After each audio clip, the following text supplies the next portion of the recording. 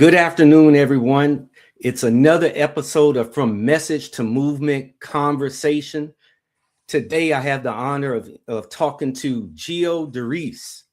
Gio is an international speaker, owner of the company 2020 Living Inc., and best-selling author of The Thirst is Real. His works have been featured in the Huffington Post, that man's big time, News One, ABC, and BET, just to name a few. His inspirational messages, both engaging and funny, have helped so many make their dreams a reality. He's helped self-publish over 100 books in the last few years, consulting authors with his signature program, First Book Done. Gio is an entrepreneur, business consultant, and CEO of 2020 Living Inc. He lives in Brooklyn, New York with his family. Gio, I'm so What's happy to going have on, you man? today. I'm What's good. going I'm on, good. man? Yes, sir. And so, Gio, without hesitation, tell us about your journey. Tell us a little bit more about yourself. Yeah, I think, man, I just had a conversation about this earlier today, and my journey started back at 18 years old, going to college and deciding to want to be a high school football coach like at 18. And so I had the opportunity to mentor a bunch of young men, teach them about life, teach them about football. Did that for 3 years. And then I was like, listen, this was so profound. I had a lot of people like later on in the years tell me, Gio, like my first house was purchased. I got married, the kids through the principles and stuff that you shared. And so, those are the things that I carry with me and said, I want to be a motivational speaker, teaching other people how to do this. And, the rest was history. And after that, I went from motivational speaking to writing a book to teaching others how to go ahead and write a book, all with the purpose of them being able to take a message and spread it to the masses to create an impact. Awesome. And so, what makes you unique as far as the things that you offer and just your approach to life and to what you do professionally? Yeah, I think it's the intersection of all the different things I've been exposed to from, I think you have like football, faith, and family, right? Right. Which a friend of mine, Roger, talks about a lot too. And so I think for me, my faith has given me the belief to go ahead and do many different things. And I thank my mom and my dad for that. And then football taught me discipline, taught me structure, taught me working with others and working in a team aspect for a common goal. And then, honestly, just family's legacy, purpose, teaching somebody the way to go and do stuff and carrying them along the way. And so everything in my life has always been around coaching, about telling somebody how to go and do something. And I've seen that constantly happen throughout every different, job or career or thing of purpose that I'm trying to do. There's always been this idea of giving people hope and faith, teaching them how to do something that will impact their family and doing something that they're passionate about. And so that's me in a nutshell, man. And I just try to figure out how to make all those three things always be a part of the picture. And yes, I know, I've known you for about 5 years, 6 years now. Yeah. And, I know that that's just not lip service. I mean, you're a down to earth guy and, you're a person that really walks the walk, not Mhm. just talks the talk, you walk the walk. And so, where did you get that from? Yeah. Where did I get it from? God first, right? I think, but my parents has always been of service. They've always been about, I just recently lost my dad. And, as we talk about the stories and things about him, everything was about letting the right hand not know what the left hand does, but always making sure that he was taking care of somebody else, whether it's, I said this at the funeral, I joked and said that for every check my dad wrote to a bill collector, he wrote 2 checks to the church to make sure the mission kept on going forward. And so that's the foundation of taking care of other people, giving other people what you didn't have. That all came from my parents. They taught me that. And then they also taught me the most important thing was how to do life with God. And so those things are my foundations. Those are the things that I stand on when life be storming. That's the thing that anchors me. Yes. And so, of course, we want to give condolences to your father. Obviously, he's a great man because you're a great man. And so Yeah, we yeah. definitely see, the legacy that he left, he left. And so, Appreciate it. again, just give our condolences with that. And Yes, so thank you. what you said, though, it really aligns. Oh, I'm sorry. No, no, that. Oh, I thought you had said something. Yeah. What you said really aligns with the direction that the group is going in, from message to movement, Hmm. because you talk about service, and when you start a movement, it should be about service, right? Right, right. And so a big part of what you do is helping people move in that direction. And so let's say that I was coming to you and saying, hey, Hmm. you know what, I want my message to get out.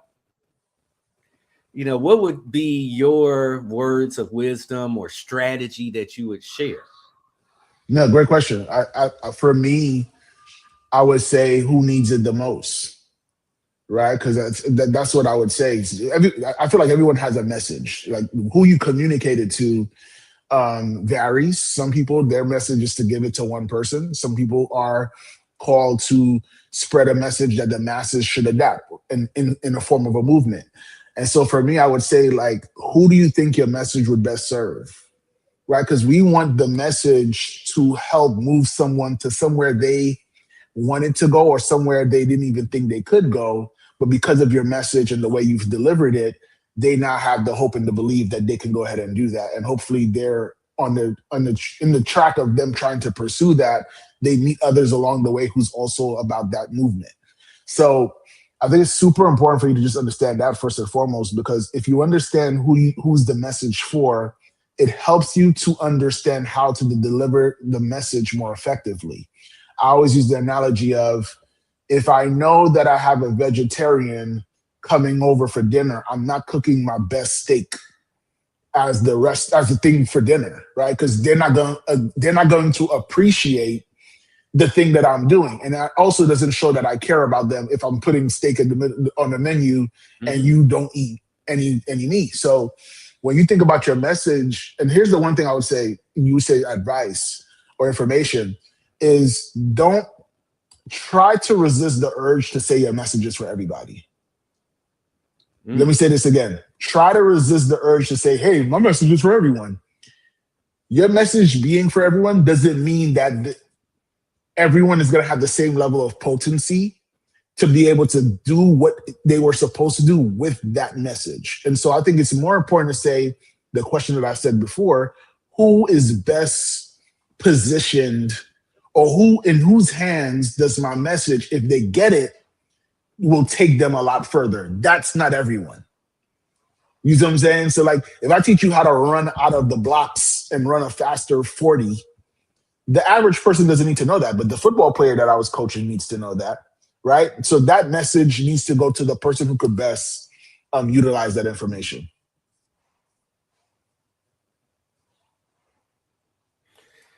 Good stuff right there. Good stuff. And so, yes, you got to understand who you are meant to serve. And so, I know you help people write books, you help them Mhm. strategize their books. What is that one of the major things that they struggle with the most, is trying to touch everybody? So that's one of the struggles. One of the struggles is that they water down their message so much that it doesn't create transformational change in anybody. Right? It's almost it's too watered down. It's not specific enough. The other part of it is that is a big struggle for a lot of people is, if you've lived life long enough, there's so much for you to share. And so they get caught up in, well, I don't know what thing to actually share, which is why I say it's so important for you to know who you're talking to. Because if I'm talking to a 20-year-old, I'm not telling them the advice I would give a 60-year-old. right? My book looks different for a 20-year-old than a 60-year-old because I know their attention span is different. The 60-year-old person has a different type of desire that the 20-year-old would have. So it's knowing what to share, knowing who you're sharing it to. And then the other struggle that a lot of people have is they think the message and movement conversation is reserved for the elites. So they think like, man, you know what? I don't have a Nobel Peace Prize. I don't have more doctorates, more degrees than a thermometer. So they go ahead and say to themselves, I have nothing to share, not realizing that if where you are, someone else desires to be, then you now are that person in that person's point of view. So if I go and say, I live in a luxury building, but I live on the first floor, and someone will say, well, I'm not going to share how I made it until I get to the penthouse. But they don't realize the person who don't live in the building, they just want to get in the building. They don't even care about the penthouse. But if you wait until you get to the penthouse to tell that person who's not in the building how they get in, we take for granted, right? And I know this firsthand now, we take for granted that, oh, well, they'll be waiting. When I get to the penthouse, I'll send the elevator back down for them. No. If you in the building and they outside the building, you in a position to help that person right now. And so I want to just liberate people who feel like they're disqualified for the call because they don't have endless amount of credentials, and realize that where you are, someone else desires to be. And all you need to do is find that person where they're at and share with them how you got to where you are. Wow. I know that's going to bless somebody because, yeah, that is one of the things that stops people. It's like, hey, I'm not the one. I don't have the credibility or whatever else because I don't have the titles or the recognition. And like you said, oftentimes it's just the words of wisdom that you can give someone that wants to be where you are at. And it's funny because, you just never know. It kind of speaks to the fact that you never know who's watching you, who's paying attention to you. And oftentimes those people that you don't even think are watching you, you're having an impact on them. Correct. 100%. For sure. Yeah, just great stuff. And so, again, I know you help people strategize books, which again, that's a way to get your message out to a movement. And so in that process, as far as helping people with their books, what's another thing that they tend to struggle with, or maybe it's maybe even a misconception that they have regarding the process? The biggest misconception, especially I think for the people who are probably listening to this, the biggest misconception is that people want to hear your story. And when I say hear your story, they do want to hear it. It's the angle in which we sell the story that we normally mess up at, right? That's the misconception. So we like, hey, I'm going to share all my details. Here's the story. It was a sunny day, clear blue skies. I woke up, I brushed my teeth like I always did, but this time I had orange juice for breakfast instead of the coffee. And so we go into all these details because we're in the era of vlogs and blogs and everybody's an influencer. So we overdo the details. And what we miss is the fact that the only reason someone's reading your story is to find themselves in it. I'm going to say that again. They're reading your story trying to say, yo, Mills is telling the story, and I'm listening to Mills tell his story, and I'm trying to find, how do I become the main character of the story? I'm reading it hoping that you will give me some wisdom so that I can be the star. I want you to think about it like this. It's almost like we get confused. Like most people want to play the video game. They don't want to watch you play it. Wow. I want to play. So when you keep telling your story, you're telling the person, yo, man, watch me play this game.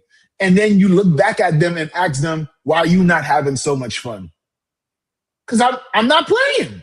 Like, what you mean? Well, I'm not having so much fun. And so it's important for you to understand that the position that your story should take isn't to be the main character of the show or the story or the movement, but to be an inspiration so that the person who's along the journey to that you're looking to inspire and impact, that they have the ingredients, the inspiration, the tools that they need, the resources, so that they can be the star. They'll give you credit, trust me, but you have to understand that if you're the shining star, they don't see a spot for them. And then those are the reviews that you read on social media and on Amazon and all those things that says, man, this person was self-centered. And you could have been writing it from a position of, I just want to help people.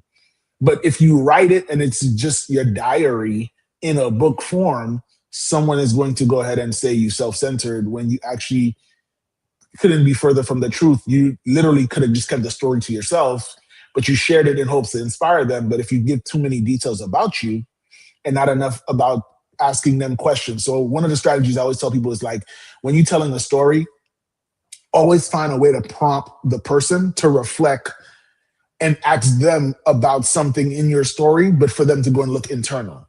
So if I go and say, hey, I overcame obstacles and I told you a whole story about me overcoming obstacles, I would end that story by saying, what's a moment in your life that something was very challenging, but despite the challenge, you were able to overcome it? That question alone allows me to make the reader become the star for a moment. And that's what's going to make them, in that reflection, is when they're going to go, I could do just like what Mills did. But that question, if I don't ask it, they don't discover that answer for themselves. Like the answer doesn't show up if the question doesn't appear, if that makes sense. And so, we hear a lot about vulnerability. And Mhm. so I don't know, how do we walk the fine line of being vulnerable, talking about ourselves, talking about our challenges, while making sure that our reader, our listener, or whatever becomes the star of the story? Yeah, no, And I know that might I be a think complicated question. no, it's not. I think it's a fair one though, because vulnerability, transparency, all of being honest, those are hot topics now, right? That's what that's almost like what's required now for you to enter the conversation of inspiring people. The thing that we have to understand though is, if I'm there's two way I would answer this. Number one, be mindful of the fact that less is more.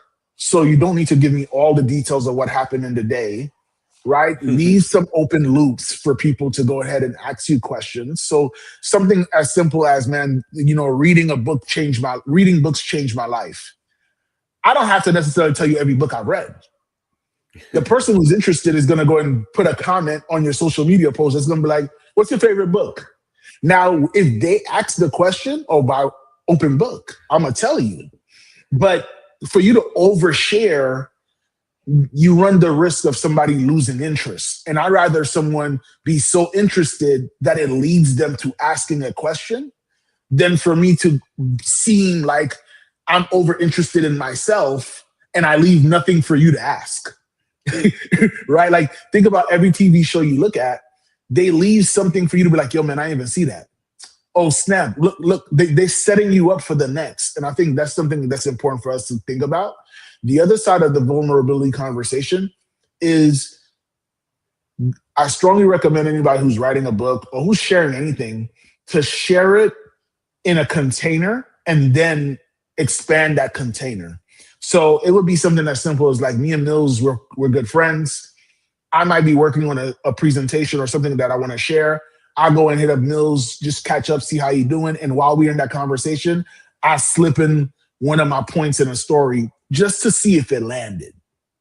And then he goes and says, and I'm listening to hear, yo, man, Gio, that's a good analogy. Or Mills could also say nothing. And I might go, this needs a little bit more work. Maybe I wasn't vulnerable enough, or maybe I didn't give enough context because he didn't ask me a question. Or maybe I overshared and Mills don't got nothing to ask because I closed every loop. I strongly encourage you, get into the habit of sharing what you want to share to smaller audiences. Everyone wants the masses, right? This is called message to movement and stuff like that. Everybody wants the movement, but no one wants to create that first ripple. We want the big joint. Yo, man, I want the freaking blizzard. Find you a snowflake, though. A blizzard is just a bunch of snowflakes that just decided to all come together, right? And constantly happen. So I strongly encourage everybody to do the same thing. Like when you go to dinner, hijack the dinner for 5 minutes and tell your story and see if it lands. And if it doesn't land, get feedback right then and there so that when you do go ahead and bring it to the masses, that wasn't the first iteration of it. It's the more refined version that you present to the masses because you've been testing that. And trust me, a lot of people do that, from movies to books to songs.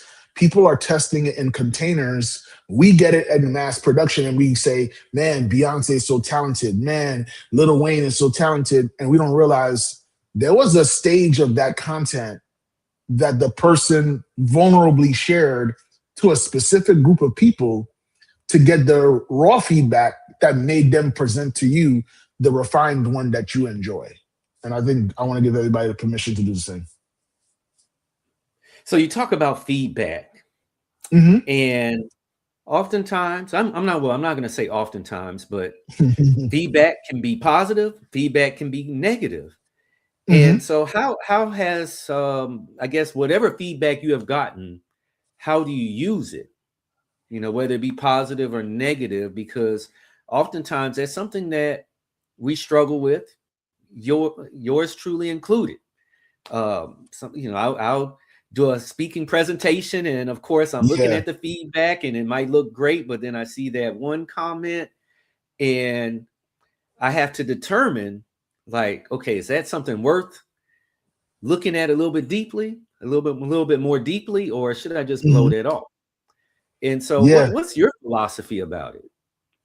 I love feedback, man. I think first and foremost, no one leaves feedback if they don't care. So even the negative ones, right? Like I've had feedback where people said, man, Gio should have involved the audience more in his speech. And I'm like, all right, cool. Like I'm seeking mastery and I'm seeking maximum service.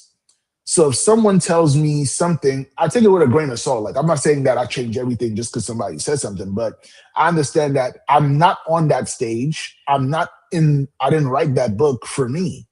So what someone says, I take it at face value and take it very seriously. So if you tell me it wasn't good enough, that's an opportunity for me. Like I want that. Like, you know, and I think I strongly encourage a lot of people. People are so scared of the negative, and it's taken time for me to get there where I'm like, yo, listen, they're giving me the actual ingredients to make the better recipe. But we don't think about it that way because most of the time when we enter this conversation of having even the courage to share a message, we are full of doubt in presenting the message. So we're so vulnerable that one negative feedback could knock us off our horse completely. That's why I always remember, why am I doing this for? I'm not doing this for my ego. I'm not doing this to go and look good. I'm doing this so they can be good. And if they tell me it's not good, then tell me, how can it be good? Right? Because I need you to eat this thing that I'm cooking for you and like it. So I tell people, like, lean into the feedback. And I think that's why I ask for it, because if I ask for it, then it's easier to digest versus unsolicited feedback. Now, that's a whole different story in a different conversation. Like, if I ain't ask you for feedback and you're like, you know what, Jill, you know what you should have done? I'm like, no, like, I ain't asked. I didn't ask you. So if you're saying which one to reject, which one not to reject, which one to respond to and which one to reject, I don't respond to unsolicited advice or unsolicited feedback. Especially because I already know part of my system is asking for feedback. So if somebody tells me something and I didn't ask for it, that thing goes straight to the trash, right? And maybe sometimes I might miss something. I might miss some good feedback that's unsolicited, but if you give it to me unsolicited, 9 times out of 10, that thing is not going, it's going through one ear and out the other.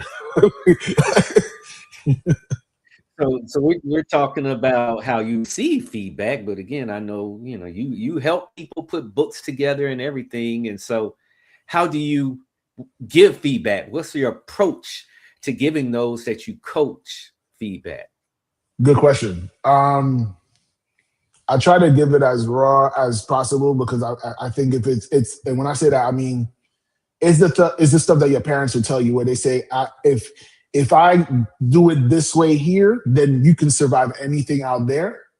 So for me, like I'm not hesitant to tell somebody this was a bad idea. And I know that you give the nice sandwich of say something good, put something bad, and then end it with something good. I've done that approach too.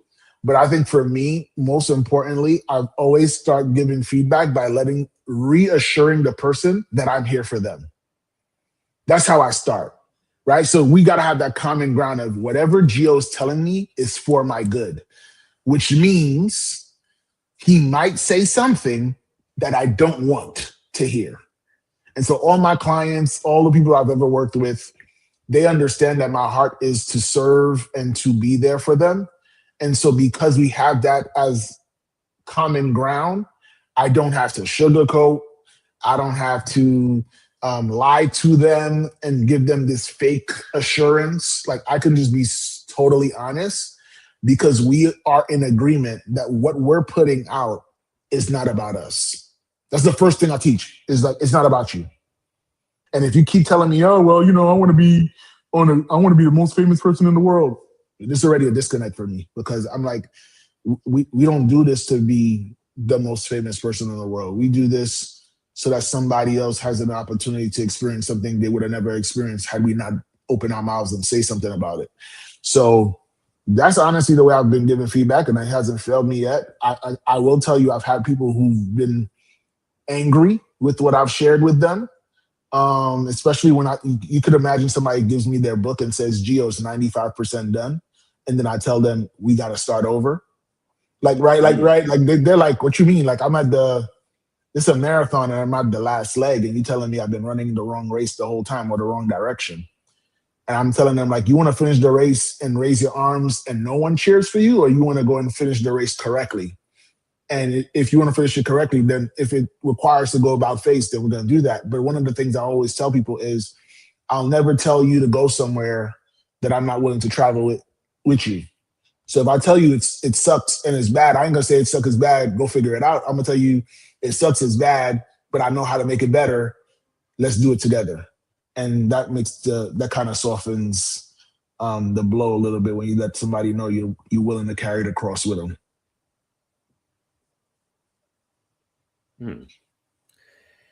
So you pretty much, you help people turn their message into a movement through helping them put together books and everything. And I know that you do a message to a movement through a lot of things. I know you do speaking. Of course, you've written books. Yeah. And so what's your preferred way? What way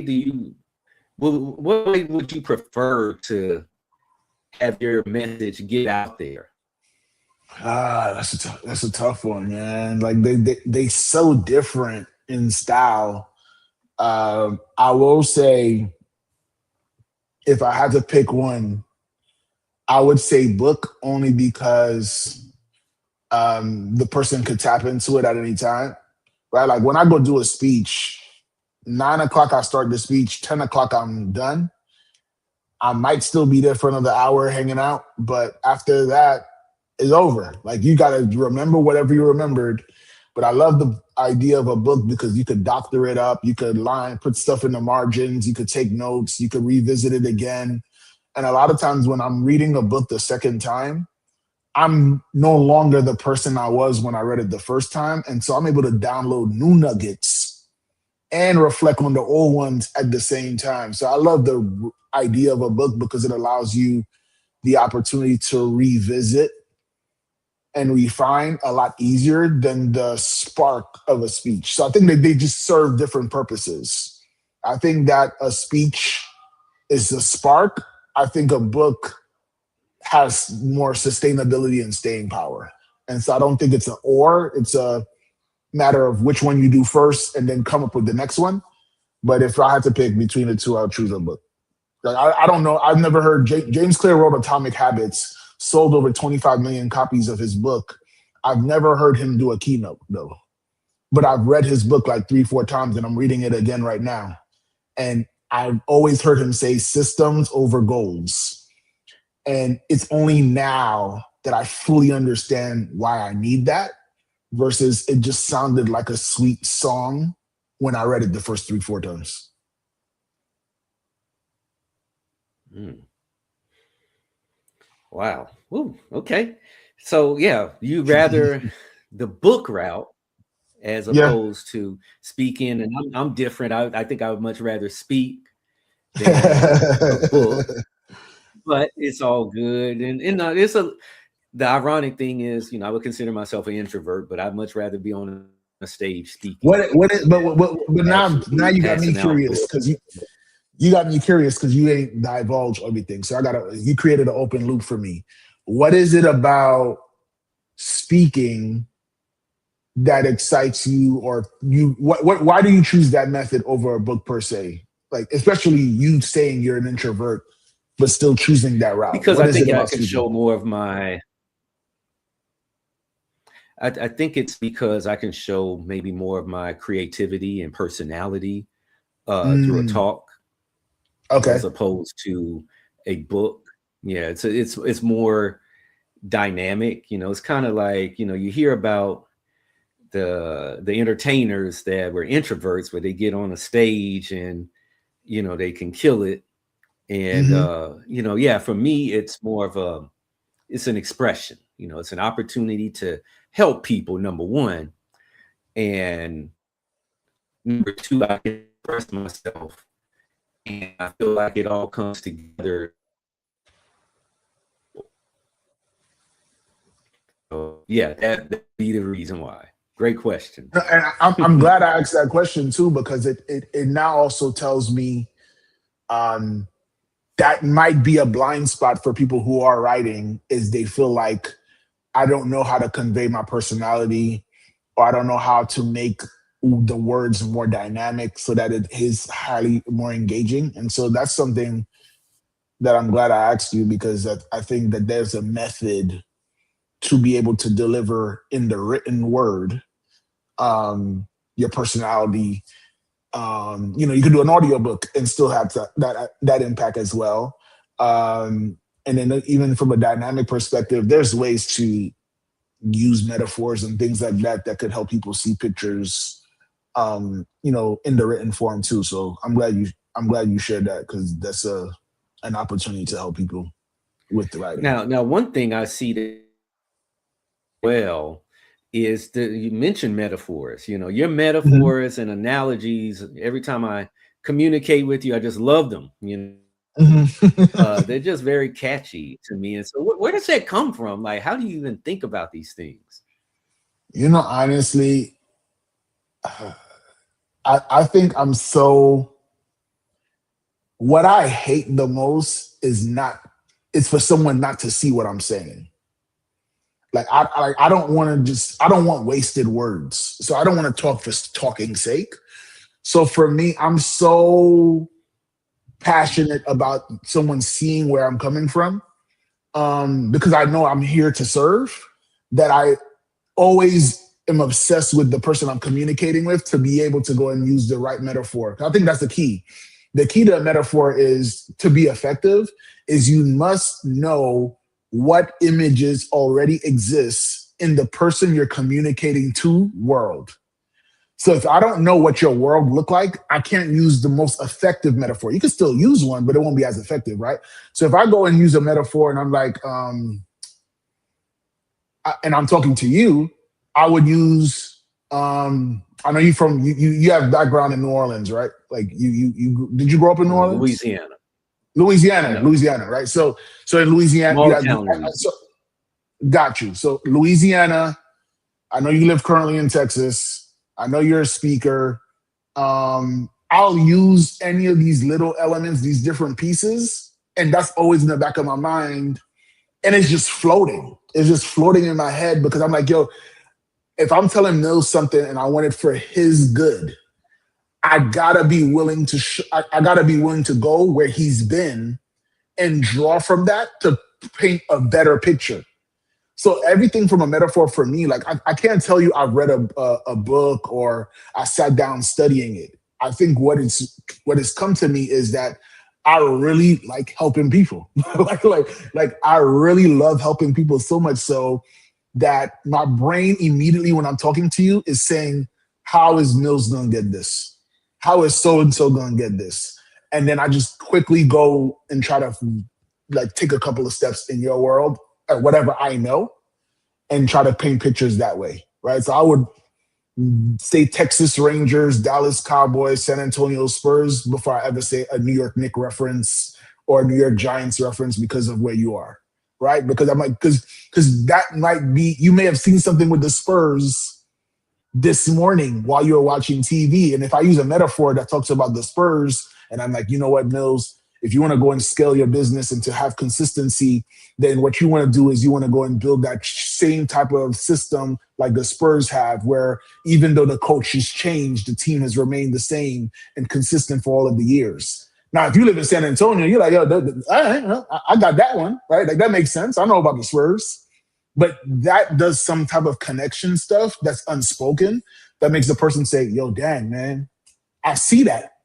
And that's what I'm passionate about. That's what I'm obsessed about is trying to figure out, what's the picture that they're already watching and how do I take that picture and then connect it to what I'm saying so that they really, really see it. I feel like that's such a great approach, but oftentimes people don't have the wisdom to do those things, like to try to learn more about people. It's like they're so locked in on their own importance that Mhm. they just disregard the person in front of them. But then they're like, hey, I want to make a difference. Yeah, you But it's can't. very hard to make a difference, to have an impact, to have a Yeah, movement yeah, if you're not really paying attention to the people, whether it be the needs of the people, whether it be the interest of the people. And so, again, I applaud you for that. And, you do a great job of really locking in and having a good knowledge base to yeah. pull from. No, I appreciate that. I appreciate it. And so we're getting close to wrapping this up. What do you got coming up? What do you have on the horizon? Yeah, I have. I'm coming up with different things, man. Really, just trying to figure out how to streamline the writing process. I think nowadays, I think a lot of people are waiting for the big publishing companies to give them the right of approval or to give them a stamp of approval that their message matters. And I think what I'm trying to do is figure out how to continuously take a complex thing like writing a book and streamline it and make it palatable for people to understand that they can go ahead and do it. And so for me, I'm really refining my first book done process so that it's not something that's as labor intensive as it used to be for a lot of people to write a book. So first book done is just getting like a refresh. That's really what I've been working on is really just streamlining the process. Hey, do you have your outline done? Are you very clear on who you're going to impact? And so I'm really just creating some GPTs that will allow them to be able to go ahead and, late at night when you like trying to think about your book, it's cool to have AI go ahead and ask questions and have conversations back and forth. And AI never tells you you're talking too much. So you could probably get a lot further having those conversations with GPTs and things of that nature. It doesn't say, hey, Mills, you've been talking my ear off. It's like, what else would you like? And you're like, dang, right? I call it my second wife. Like ChatGPT is my second wife because it always answers my questions and it always seems interested. So I'm working on creating a couple of GPTs that's going to be able to help people to refine what their messaging is, to go and understand the landscape of what they're writing about. Because I feel like the more you know, when you talked about that knowledge base, I think that a lot of people, their heart's in the right place, but the knowledge base is lacking. So their heart is full of love, full of, I want to help people, but the skill set or the process or the frameworks or the philosophies are not present. And so I'm going to be working in 2026 to share that as much as possible so that people can have, the battery in their backpack to have the power to be empowered to know how to go and come up with these books. I really think that now is more than ever, it's easier to write a book. But whenever something becomes easier, it also becomes harder because we take for granted the work when it's easy. Right? Like, right. So you're like, I can come up with something. ChatGPT is going to give me an outline real quick. And then you forget the fact that the unique part of your book is your own experiences, but now you AI'd it and you basically, for lack of a better term, not you washed away you, and you're the only thing that people haven't gotten yet. And so I'm trying to leverage those two worlds of taking advantage of it from a speed perspective, but making sure we use it correctly, only to bring forth clarity, not to do the work, but for you to be clearer on the work so that the work can go further and have a deeper impact on people. So, that's really the biggest thing I'm working on in 2026, or towards 2026, is to be able to help people and meet them where they're at. So I'm learning from you, I'm learning from this conversation, and I'm learning from a lot of people of where they get stuck and what's holding them back, and then coming up with solutions to overcome that. So if somebody wanted to connect with you and talk to you about you providing them the service of helping them put their book together, how can they go about it? Yeah, they can email me at geo@firstbookdone.com. I'm on social media as well, GeoDerice.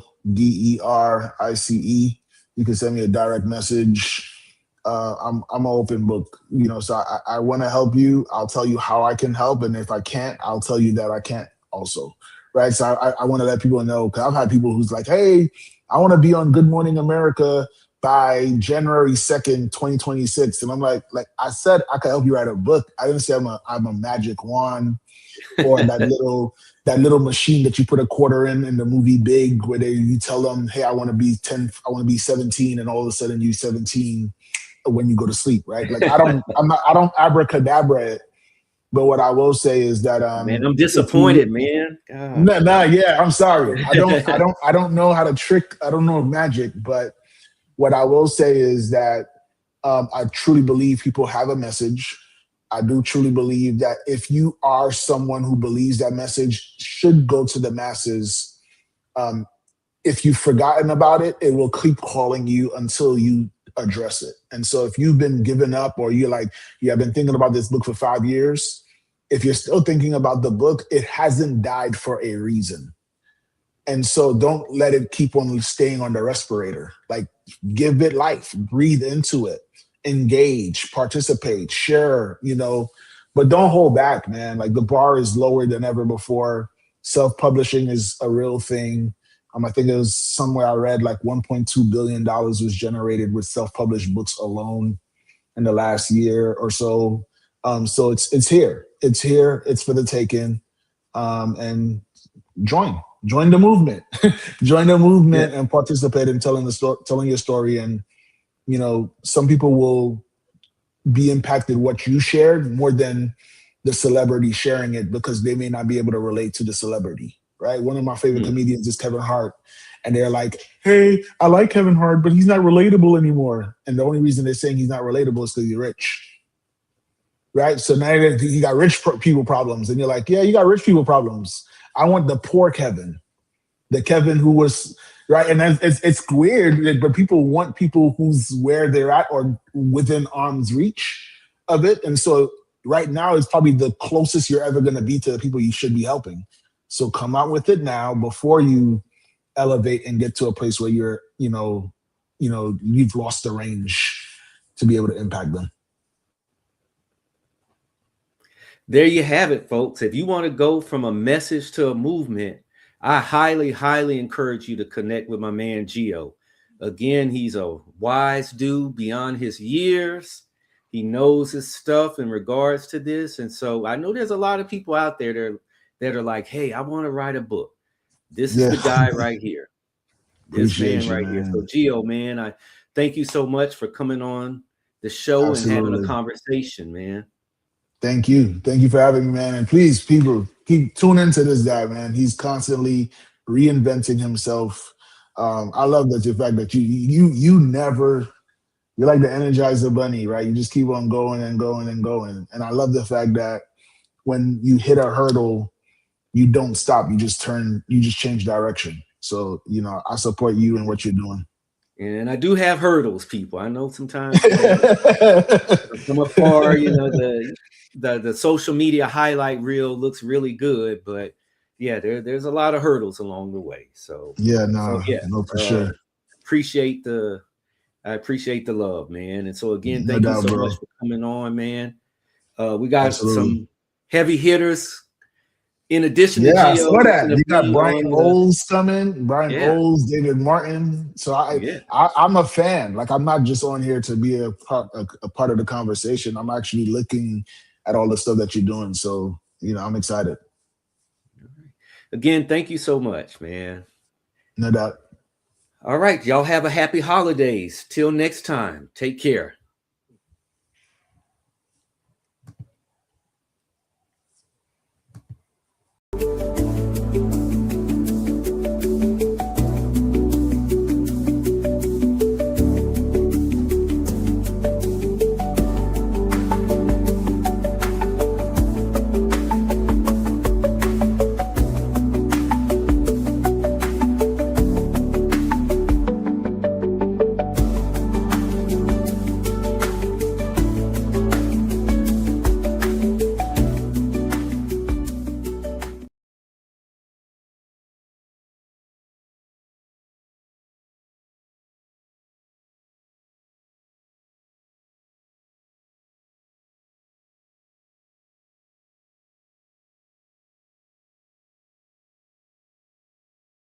Are you coming back on? Oh, you left.